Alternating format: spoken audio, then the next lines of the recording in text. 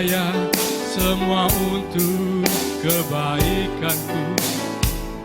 Bila nanti telah tiba waktumu, ku percaya kuasa-Mu memulihkan hidupku. Tuhan pasti yang terbaik, walau kadang tak mudah dimengerti. Lewati cobaan, ku tetap percaya waktu Tuhan datang. Saya serahkan pada Bapak Bapak.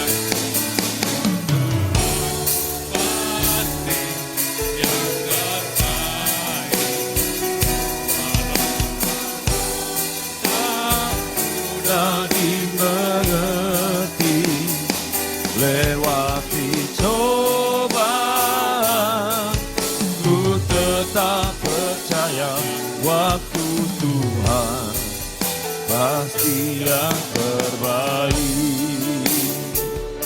Mari sama-sama kita nyanyikan pujian ini.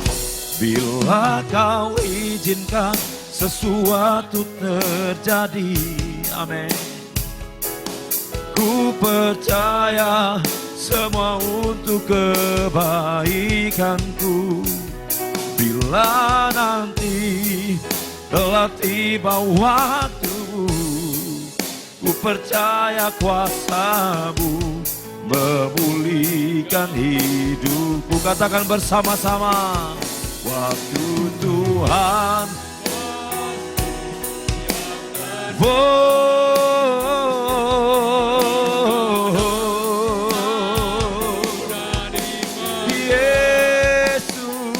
Lewati cobaan,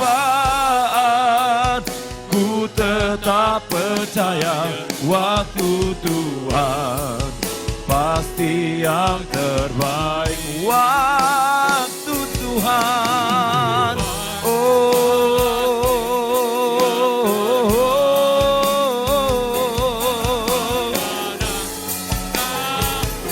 tak mudah dimengerti. Ku tetap percaya waktu Tuhan pasti yang terbaik. Haleluya. Mari kita menyembah Dia, Raja di atas segala raja. Oh, haleluya. Oh, mari angkat suaramu di hadapan Tuhan. Mari angkat hatimu di hadapan Tuhan. Mari angkat tanganmu. Oh,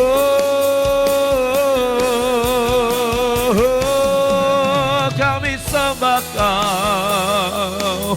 Kami sembah Kau. Kami sembah. Kami sembah. Haleluya. Dalam nama Yesus.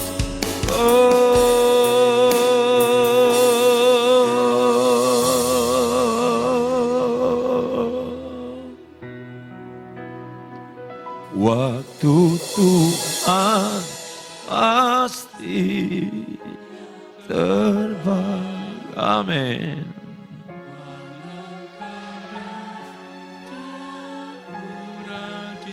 Terima kasih Tuhan.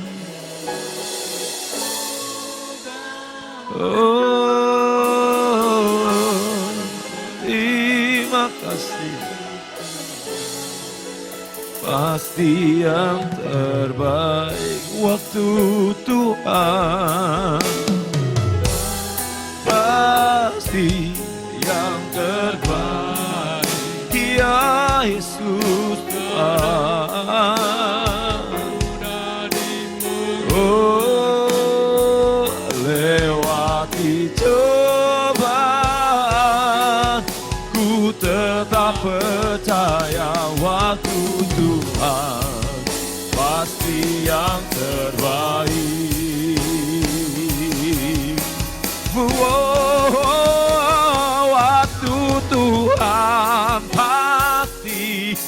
yang terbaik.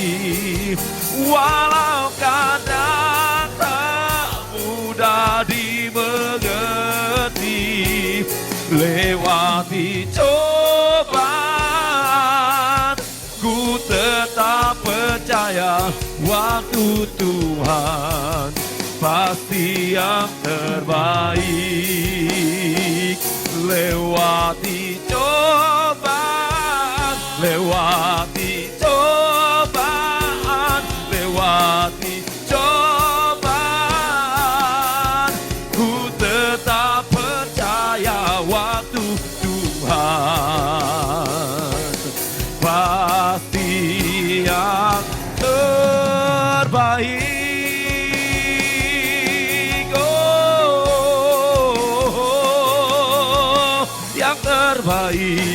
Yang terbaik, yang terbaik. Oh, Yesus Tuhan. Terima kasih buat kebaikan-Mu Tuhan.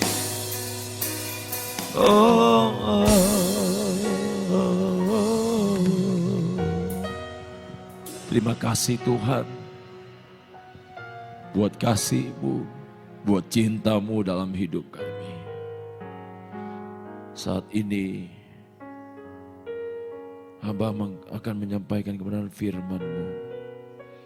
Engkau mengurapi hamba-Mu dan Engkau berkuasa atas kami semua. Terima kasih Tuhan. Terima kasih di dalam nama Tuhan Yesus. Haleluya. Amin. Tuhan, silakan duduk. Saya akan mengajak saudara bangkit berdiri, ya.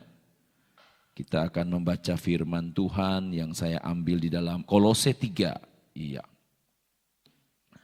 Kolose 3 pasal yang ke-8. Bisa ditampilkan. Kolose 3, kita sama-sama bangkit berdiri. Kolose pasal 3 ayat yang ke-8. Ya. 2, 3.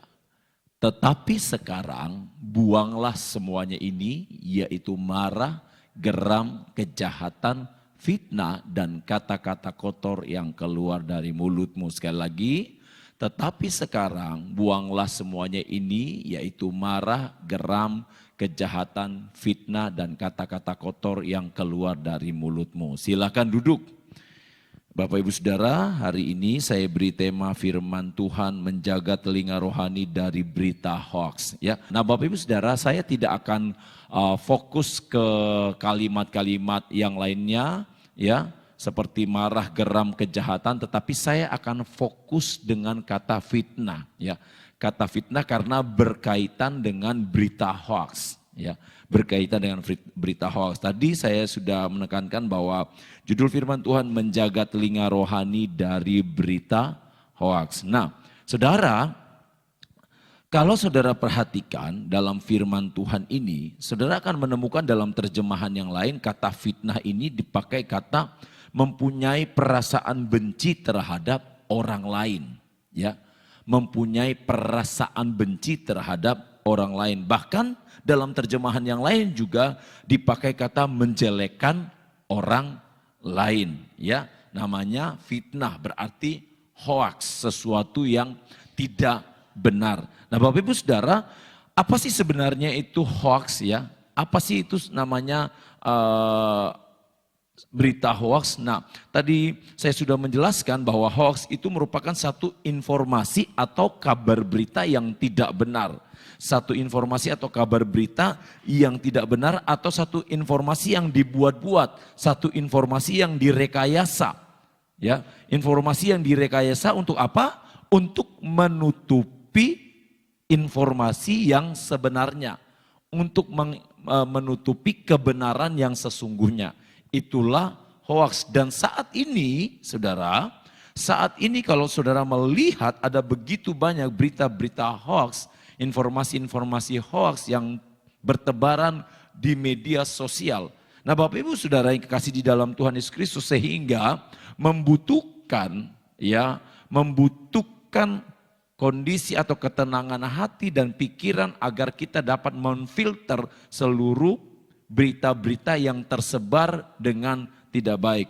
Nah hari ini, saat ini saya beri tema firman Tuhan menjaga telinga rohani kita dari berita hoaks. Kenapa saudara? Kalau tubuh kita ini mempunyai mata untuk melihat, mempunyai hidung untuk mencium, ya bau, tetapi kita juga diperlengkapi oleh Tuhan untuk mendengar. Ya, telinga kita Tuhan berikan untuk apa? Untuk mendengar. Nah, secara jasmani Tuhan memberikan semuanya itu, tetapi bagaimana dengan kerohanian kita? Ya, ketika kita mendengar satu berita yang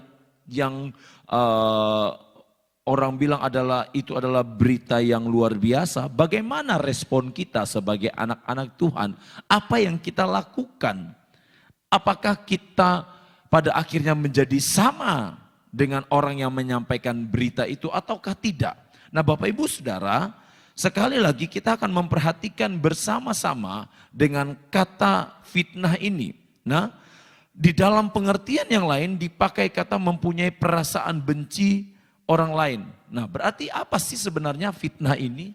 Apa sih yang Tuhan mau sampaikan tentang memfitnah ini? Nah, memfitnah secara umum ini berarti pencemaran nama baik, ya. Saudara berhati-hati dengan pencemaran nama baik, ya, apalagi di media sosial. Karena apa? Jejak digital akan membawa seseorang ke ranah hukum. Karena pencemaran nama baik, ya, itu ada undang-undangnya, ada pasal-pasalnya. Ya. Sehingga kalau tidak benar, orang itu bisa membuat laporan ke polisi dan polisi bisa, ya, menangkap orang yang dilaporkan tentunya dengan pasal yang sudah dibuat dan ditetapkan. Nah, Bapak Ibu Saudara, secara umum fitnah ini adalah pencemaran nama baik, ya.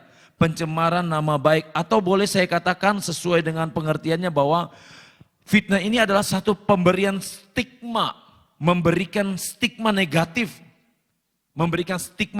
kepada satu peristiwa yang dilakukan oleh si A atau pihak yang lain, ya.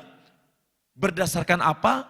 Berdasarkan berita atau fakta yang palsu, ya. Ya fakta tapi palsu, gimana itu ya Saudara ya? Jadi stigma itu dilemparkan. Ya, stigma itu dilemparkan agar orang-orang yang mendengar, ya, mendengar informasi itu percaya terhadap apa yang disampaikan. Informasi palsu. Sehingga apa Saudara? Ini akan mempengaruhi orang yang, ya, orang yang difitnah, entahkah itu reputasinya, entahkah itu wibawanya. Makanya Bapak Ibu Saudara, saya mau beritahu kepada saudara, hati-hati ketika saudara mendengarkan informasi-informasi tentang orang lain. Hati-hati Bapak Ibu Saudara, ketika saudara mendengarkan informasi-informasi dari orang lain, ya, itu biasanya hanya sepihak kan, hanya sepihak saudara dengar. Sehingga ketika saudara mendengar sepihak itu, ya, saudara, zaman sekarang ini unik saudara, ya. Ketika si A bermasalah dengan si B, ya, si A bermasalah dengan si B, si A ini bisa mempengaruhi C, D, E, F, G, H, I, J dan seterusnya. Dan lucunya si C, D, E, F, G dan lain sebagainya ini, ya, yang tidak mengenal, yang tidak tahu duduk persoalan sebenarnya, ikut-ikutan untuk membenci si B. Kenapa saudara? Yaitu tadi saudara, tujuannya apa? Untuk menghancurkan wibawa dari orang tersebut, untuk menghancurkan reputasi dari orang tersebut. Nah Bapak Ibu Saudara yang kekasih di dalam Tuhan Yesus Kristus, namanya memfitnah, ya sekali lagi namanya memfitnah itu berarti secara tidak langsung orang yang memfitnah ini adalah bertujuan untuk melakukan pembunuhan karakter. Ya, pembunuhan karakter, membunuh mental orang yang difitnah. Nah, Saudara, dan biasanya pemfitnah ini menciptakan satu bias kepada masyarakat. Ya, bias itu kan kalau Saudara lihat kayak air yang terpancar ya. di kaca dan lain sebagainya, dibiaskan. Jadi itu satu berita yang bias, satu berita yang palsu. Tentunya pastinya dia akan berusaha untuk membuat orang yang difitnah itu mendapatkan satu stigma yang negatif. Bapak Ibu Saudara yang kasih di dalam Tuhan Yesus Kristus, kita perhatikan baik-baik di dalam firman Tuhan ini, di dalam Kolose 3 dikatakan bahwa tetapi sekaranglah buanglah semuanya ini. Apa yang dibuang? Salah satunya adalah fitnah. Dan semuanya ini kalau saudara lihat ini berkaitan dengan perkataan, berkaitan dengan omongan, ya. Kalau saudara lihat di bagian ayat kata-kata kotor yang keluar dari mulutmu. Jadi berkaitan dengan perkataan. Ternyata saudara, Bapak Ibu Saudara, ternyata kata-kata kotor itu bukan hanya sekedar caci maki. Ya.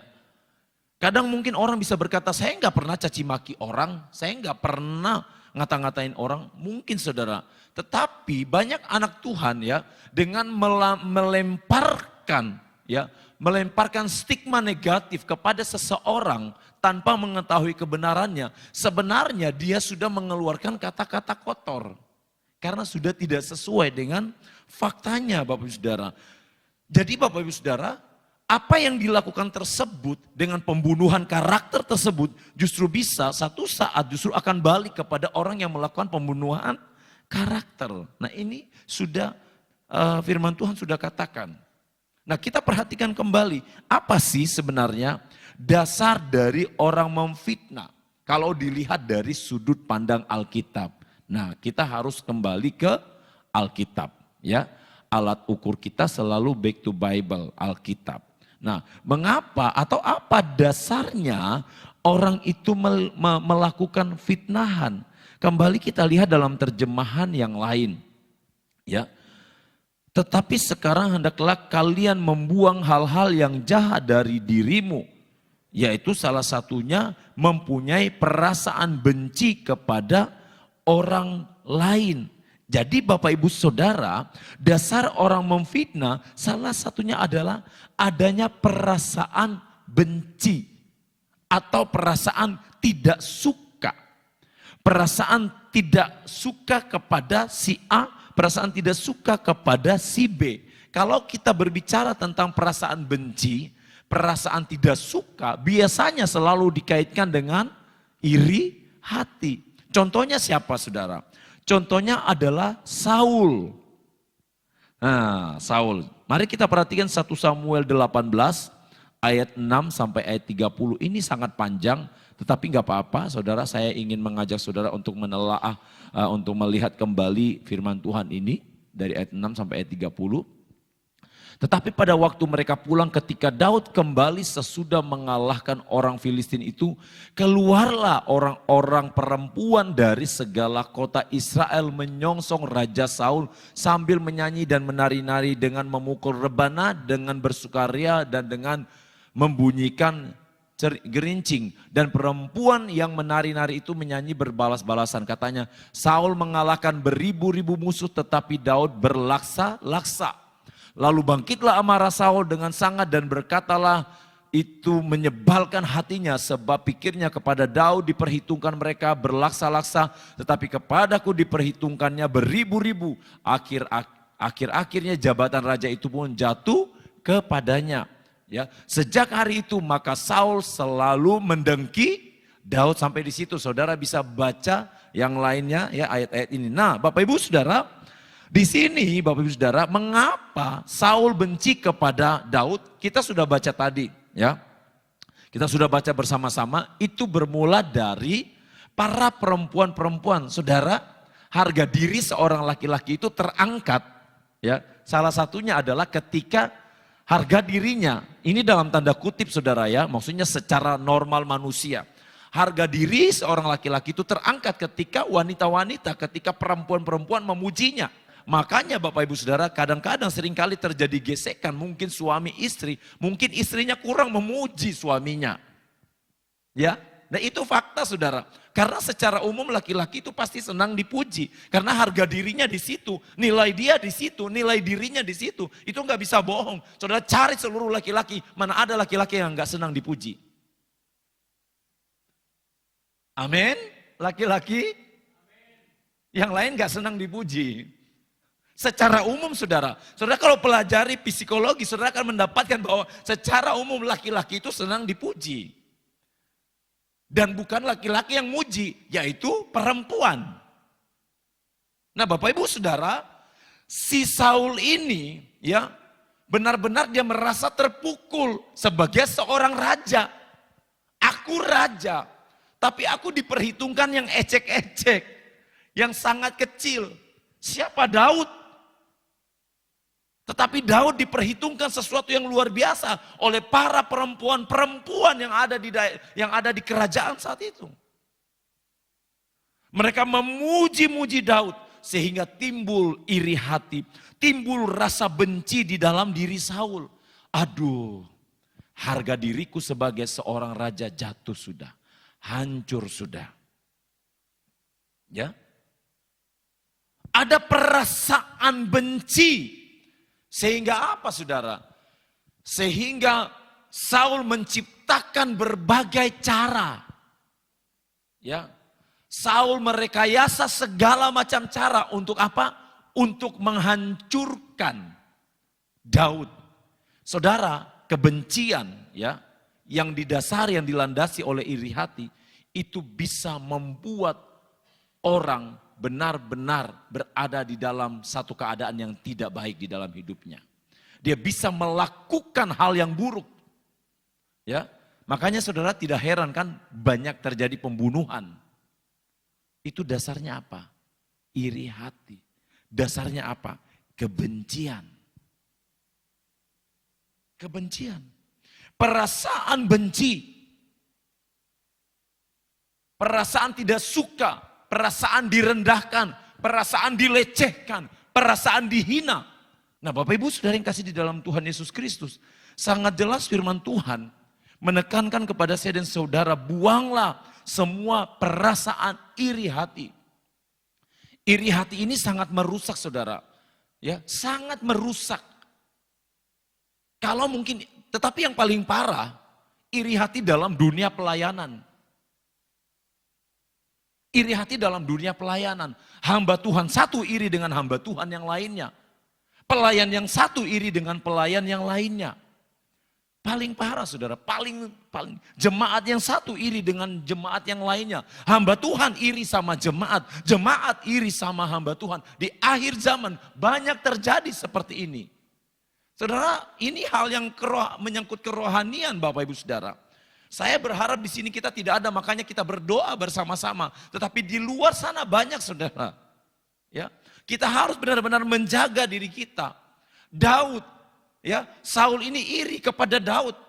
Dan ini mempengaruhi secara kerohanian. Makanya saudara lihat, coba lihat di ayat yang ke-10. Perhatikan. Keesokan harinya roh jahat yang daripada Allah itu berkuasa atas Saul. Apakah ini roh jahat? Apakah Allah punya roh jahat? Bukan, artinya di sini roh jahat yang diizinkan oleh Tuhan, diizinkan. Sekali lagi diizinkan ya. Ya, diizinkan Tuhan, bukan roh jahat yang berasal dari Allah yang ada di dalam diri Allah, enggak. Ya karena Saul membuka hati, karena Saul membuka iri hati, karena Saul membuka celah sehingga roh jahat itu menguasai Saul. Ya. Sehingga ia kerasukan di tengah-tengah rumah sedangkan Daud main kecapi seperti sehari-hari. Adapun Saul ada tombak di tangannya. Lihat saudara berikutnya ayat 11. Saul melemparkan tombak itu karena pikirnya baiklah aku menancapkan Daud ke dinding. Tetapi Daud mengelakkannya sampai 2 kali. Ini saudara.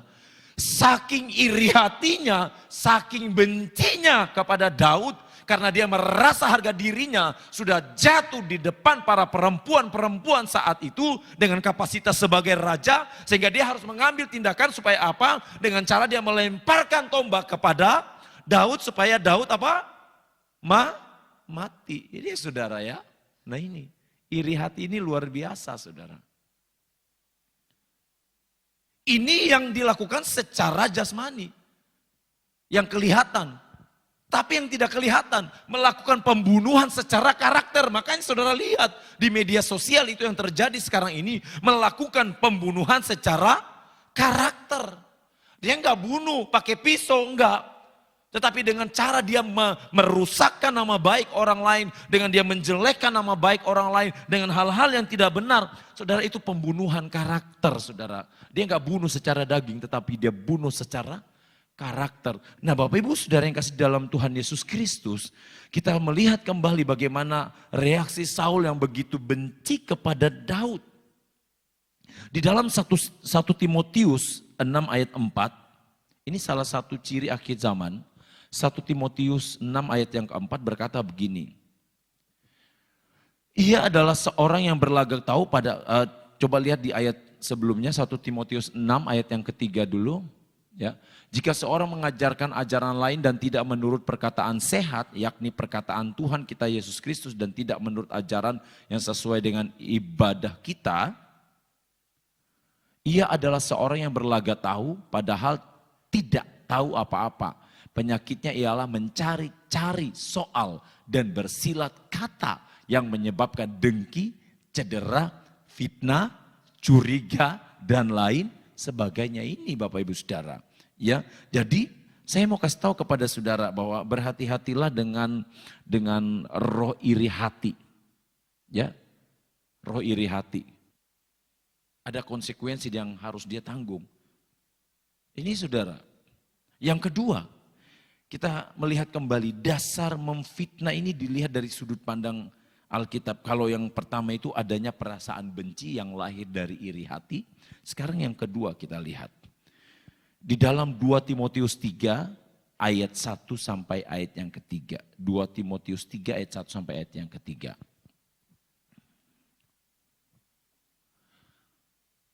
Dua Timotius 3 ayat 1 sampai 3. Ketahuilah bahwa pada hari-hari terakhir akan datang masa yang sukar, manusia akan mencintai dirinya sendiri dan menjadi hamba uang.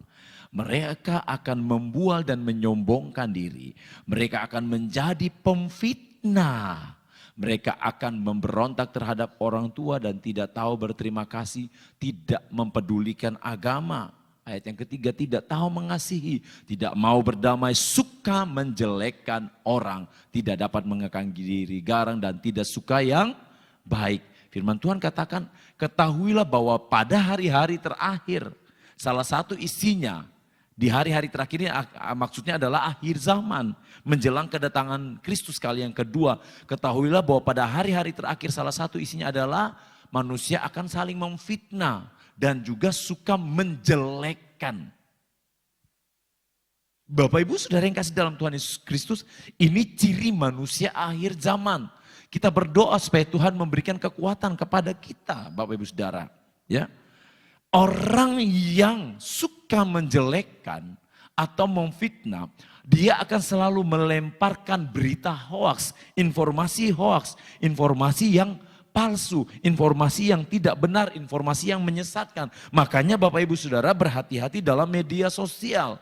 Berhati-hati dalam menggunakan media sosial, bijak dalam menggunakan media sosial, bijak dalam nonton YouTube dan lain sebagainya. Berhati-hati. Karena apa? Karena begitu banyak berita-berita hoax di dalamnya yang tidak sesuai dengan firman Tuhan.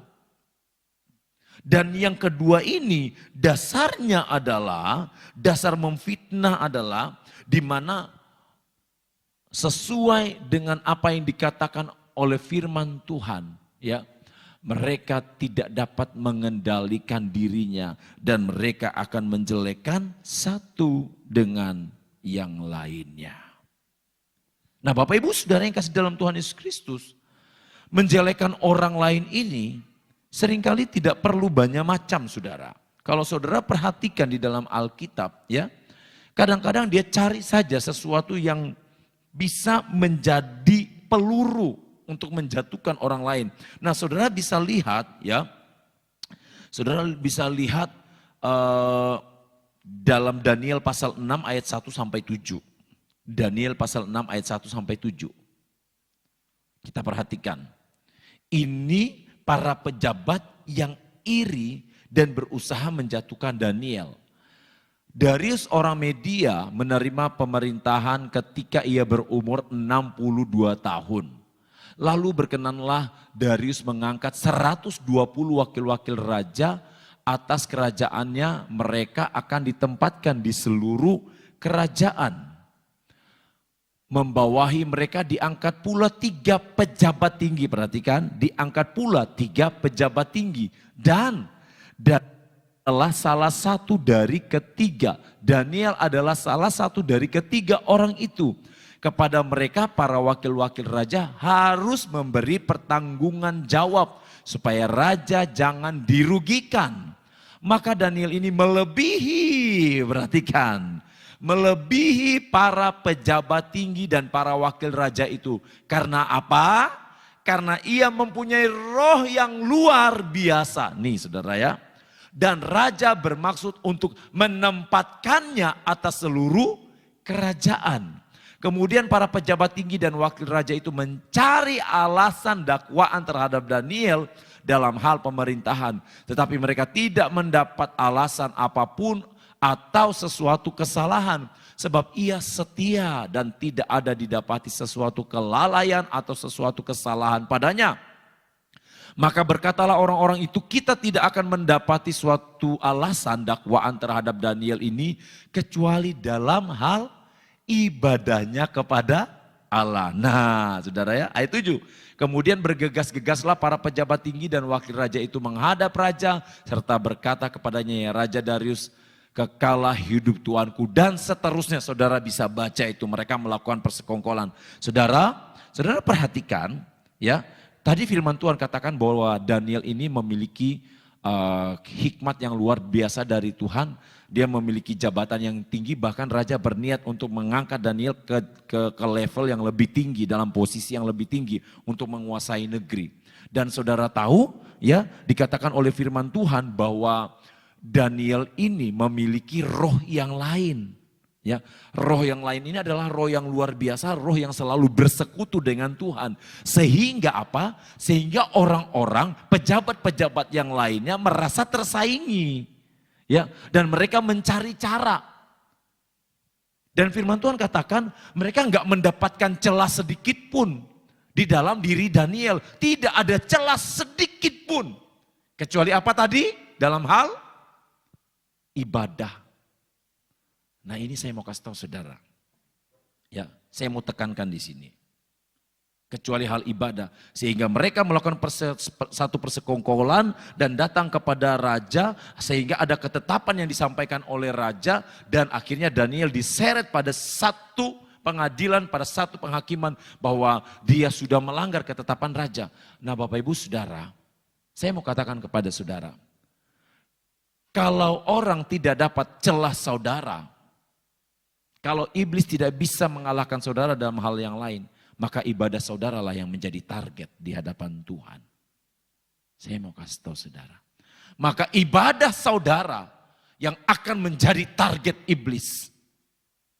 Persekutuan pribadi saudaralah yang akan menjadi target iblis.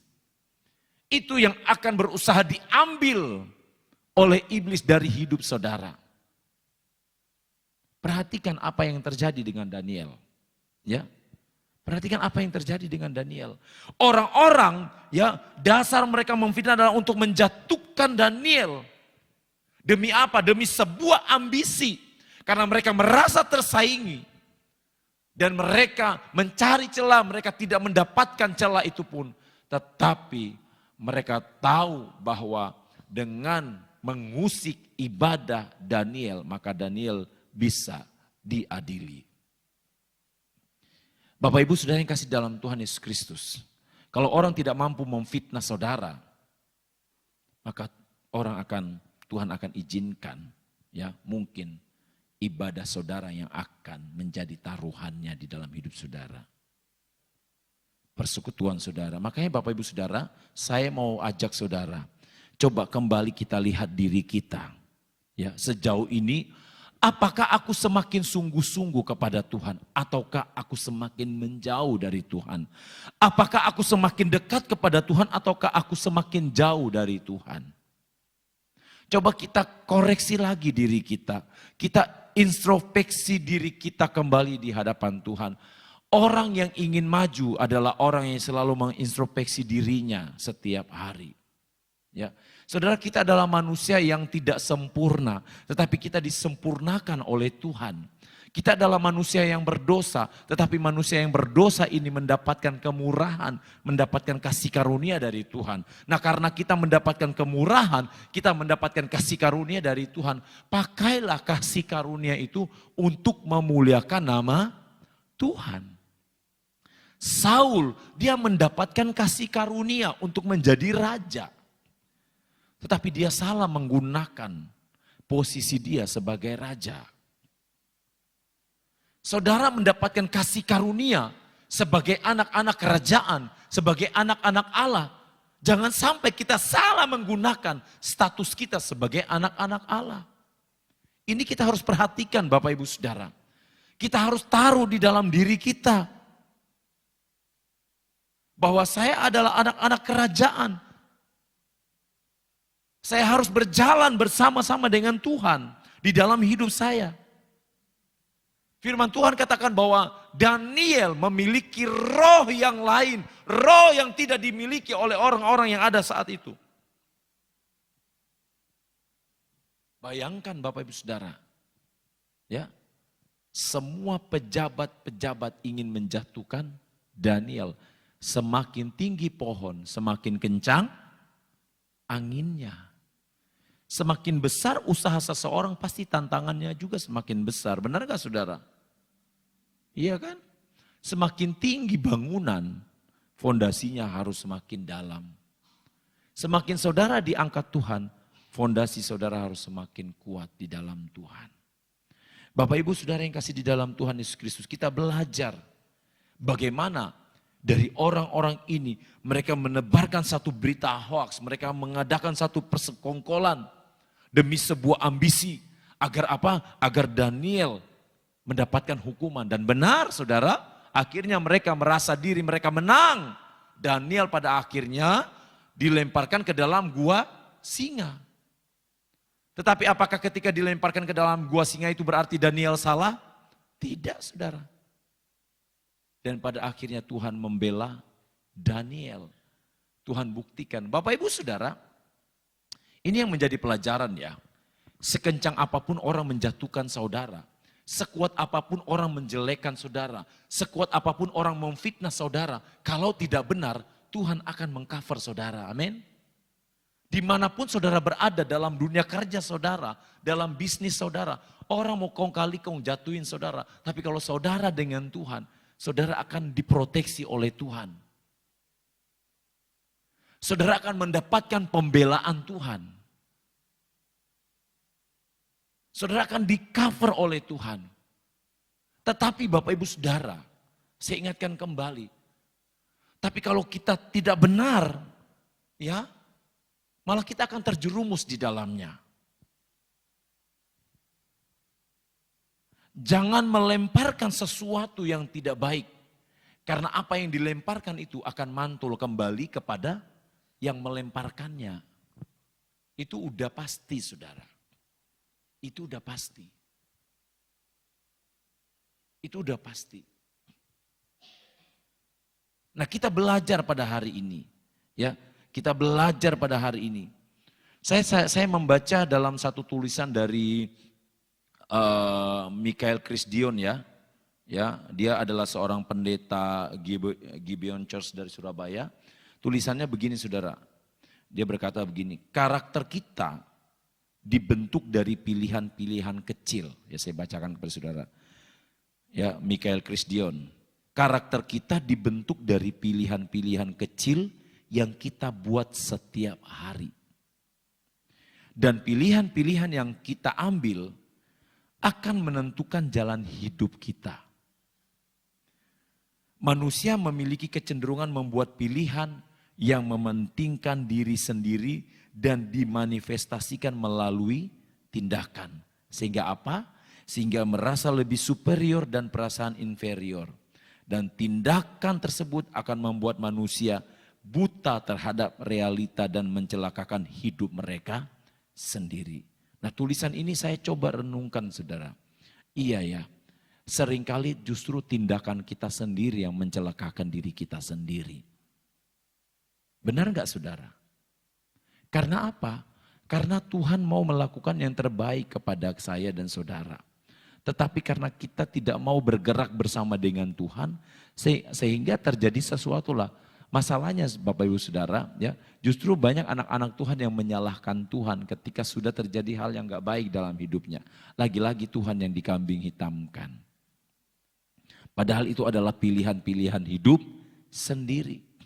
Bapak Ibu Saudara yang kasih dalam Tuhan Yesus Kristus, kita harus menjaga telinga rohani kita terhadap hal-hal yang terjadi di dalam kehidupan kita. Kita harus peka dengan suara Roh Kudus. Kita harus membangun roh doa kita setiap hari di hadapan Tuhan. Sehingga informasi-informasi yang masuk di dalam diri kita adalah informasi-informasi yang berkualitas. Amin saudara. Kalau saudara ingin informasi yang berkualitas yang masuk di dalam diri saudara. Kalau saudara mau informasi yang benar yang masuk di dalam diri saudara. Nih ada informasi terbaik. Baca setiap hari. Ini informasinya, beritanya, berita sukacita setiap hari. Amin. Beritanya ini memberikan kekuatan loh saudara. Beritanya ini memberikan penghiburan. Ya, saya Bapak Ibu Saudara kadang-kadang ada baca berita sesuatu yang kalau kadang saya ngomong ke Ibu Gembala langsung bereaksi. Udah gak usah dengar berita itu bikin sakit kepala, bikin pusing ya. Ya. Berita yang lagi pengen dengar berita yang enak-enak saja. Udah pusing tambah pusing dengan berita yang lain. Nah Bapak Ibu Saudara, kita yang harus memfilter. Amin saudara. Kita sendiri yang harus memfilternya. Nah filter kita itu ini saudara. Alkitab. Bangun pagi baca dong ini. Bangun pagi bersekutu dulu dengan Tuhan. Jangan langsung lihat yang lain. Ya, supaya saudara mendapatkan informasi yang jelas. Saudara hasil penelitian, ya, hasil penelitian entah saya nggak tahu saudara yang diteliti itu bagaimana, tetapi hasil penelitian orang yang ketika bangun, ya, langsung berhubungan dengan penciptanya. Itu akan melewati hari-hari yang berbeda dengan orang yang tidak berhubungan dengan penciptanya di hari itu. Bawaannya akan berbeda. Bawaannya akan berbeda. Asalkan apa saudara? Asalkan memang waktu dia bangun itu dia tulus dengan Tuhan. Bukan supaya ada timbal balik. Saudara ngerti maksudnya ya? Ya, makanya kalau datang kepada Tuhan jangan datang supaya kita diberkati oleh Tuhan. Berarti kita hanya menjadikan Tuhan seperti pabrik yang siap memproduksi sesuatu yang kita butuhkan. Gak bisa saudara. Kita harus datang dengan Tuhan dengan hati yang tulus. Supaya apa? Supaya ketika kita datang di hadapan Tuhan, Tuhan memberikan informasi yang baik. Tuhan memberikan informasi-informasi yang luar biasa. Dan kita mendengar, telinga rohani kita mendengar hal yang luar biasa dari Tuhan. Ya, mari Bapak Ibu Saudara yang dikasih Tuhan, jaga hati kita, jaga hidup kita agar kita selalu berkenan di hadapan Tuhan. Tuhan memberkati kita semua. Puji Tuhan.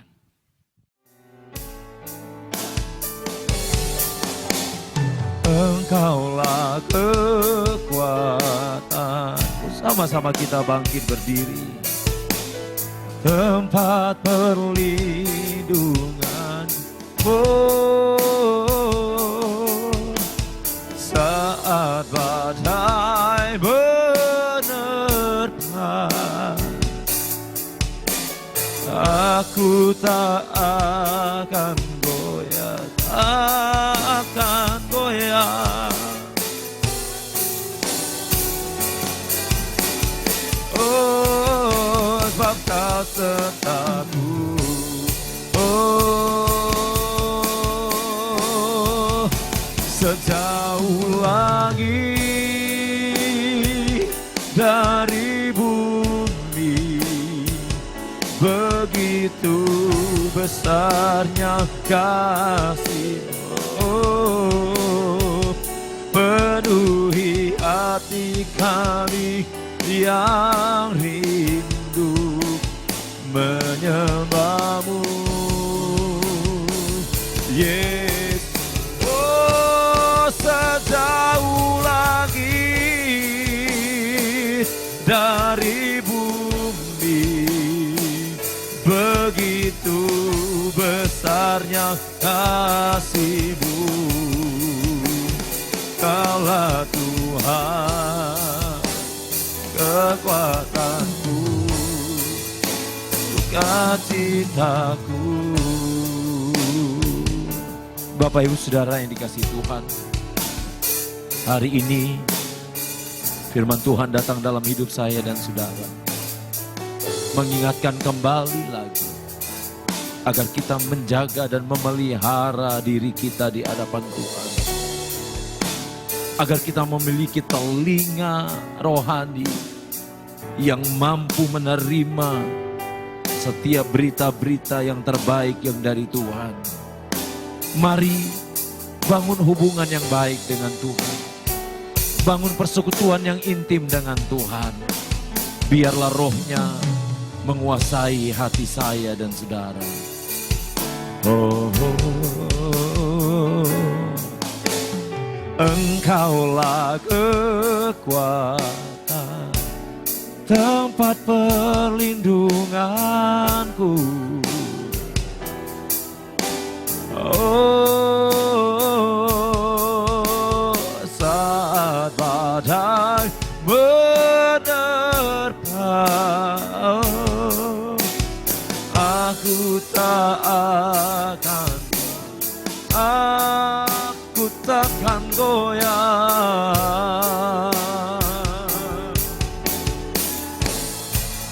Sebab Kau serta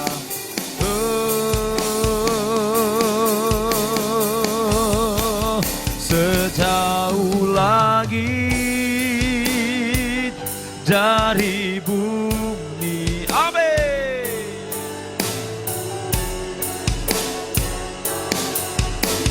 Penuhi aku Tuhan Yesus,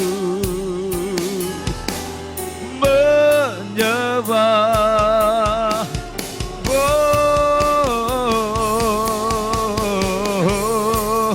sejauh langit dari bumi, begitu besarnya kasih-Mu. Kaulah Tuhan, oh, sukacitaku. Haleluya. Kau sukacita, Kau kekuatan, Kau sukacita, Kau kekuatan, Kau berkuasa. Oh, Kau sukacita, Kau kekuatan kami Tuhan. Haleluya, haleluya, haleluya, haleluya. Oh, ku pandang wajah-Mu dan berseru. Amin.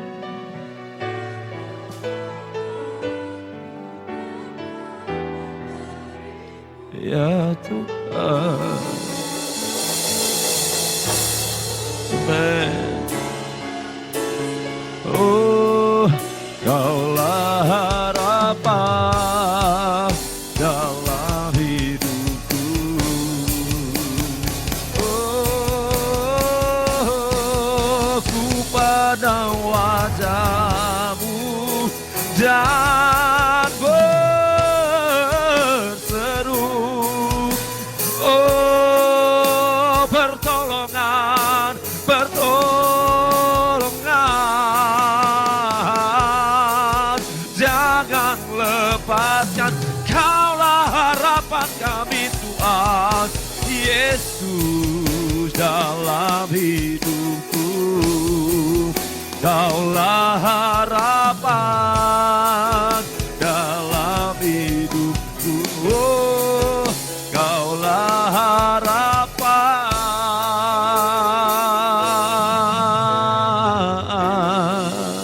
dalam hidupku.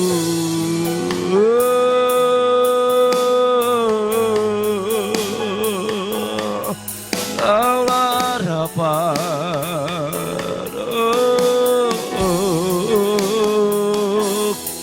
Kaulah harapan, Kaulah harapan. Terima kasih Tuhan, terima kasih Yesus. Terima kasih buat semuanya Tuhan. Terima kasih buat kebaikan-Mu dalam hidup kami. Terima kasih Tuhan. Tuhan, hari ini hamba berdoa.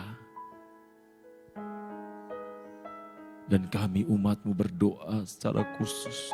Kami yang ada di Indonesia. Di tempat ini Tuhan. Biarlah kami juga tetap setia kepada Tuhan. Kami yang ada saat ini. Biarlah kami tetap setia kepada Engkau. Mampukan kami. Kuatkan kami Tuhan. Walaupun ini tidak mudah. Tapi biarlah kami melewatinya bersama dengan Tuhan. Bangsa dan negara kami ada di dalam kendali Tuhan. Kami memperkatakan perkataan iman. Indonesia terang. Kami bongkar setiap perkataan-perkataan negatif yang mengatakan Indonesia gelap. Karena kami percaya bahwa di dalam Tuhan ada terang. Terima kasih Tuhan. Kota ini, kota yang diberkati oleh Tuhan. Kota di mana kami hidup mencari nafkah. Kota di mana kami hidup memuji, memuliakan Tuhan, menyembah Tuhan.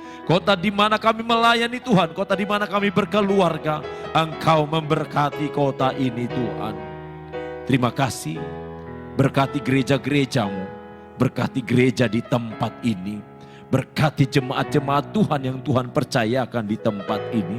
Dalam pekerjaan, dalam keluarga, dalam rumah tangga. Mungkin ada masalah.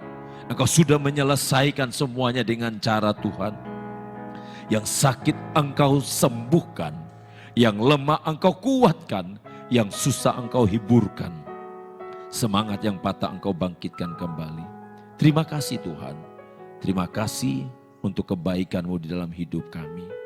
Sebentar umat-Mu akan pulang, sertai di perjalanan tibakan dengan selamat. Dan akhirnya saudaraku, mari angkat tanganmu dan terimalah berkat Tuhan. Tuhan melindungi engkau. Tuhan menghadapkan wajahnya kepada engkau dan memberi engkau damai sejahtera. Biarlah engkau pulang dengan membawa kebaikan Allah yang tidak terbatas. Dalam nama Tuhan Yesus Kristus, semua yang percaya katakan amin. Tuhan memberkati.